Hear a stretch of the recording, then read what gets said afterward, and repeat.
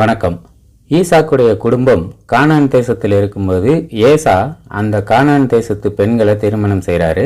அது அவர்களுக்கு மன உளைச்சலை கொடுத்தது அப்படின்னு ஆதியாகமம் 26வது அதிகாரம் 34 மற்றும் 35 வசனங்கள் சொல்லுது. அதை இப்போ பார்க்கலாம்.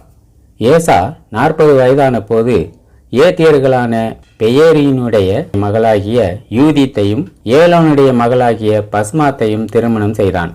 அவர்கள் ஈசாக்குக்கும் ரெபேக்காலுக்கும் மன உளைச்சலை கொடுத்தார்கள் என்று இந்த வசனங்கள் சொல்லுது.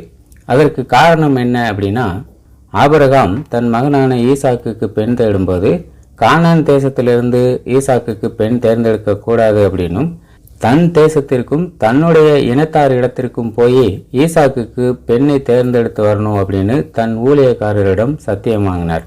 அதற்கு காரணம், கானான் தேசத்தார் யெகோவாவை வணங்காதவங்களாகவும் மிகுந்த அக்கிரமம் செய்கிறவர்களாகவும் இருந்தாங்க.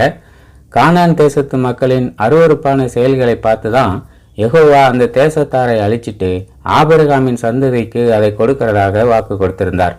அதனால கடவுளுக்கு பிடிக்காத வழிகளில் வாழ்ந்த அந்த ஜனத்திலிருந்து தன் மகனுக்கு பெண் எடுக்க ஆபிரகாம் விரும்பல. இது ஈசாக்குக்கும் ரெபேக்காலுக்கும் கூட நன்றாக தெரிஞ்சிருந்தது. ஆனா ஏசாவோ அவங்களோட விருப்பத்துக்கு மாறா கானான் தேசத்து பெண்களை திருமணம் செஞ்சுக்கிட்டான்.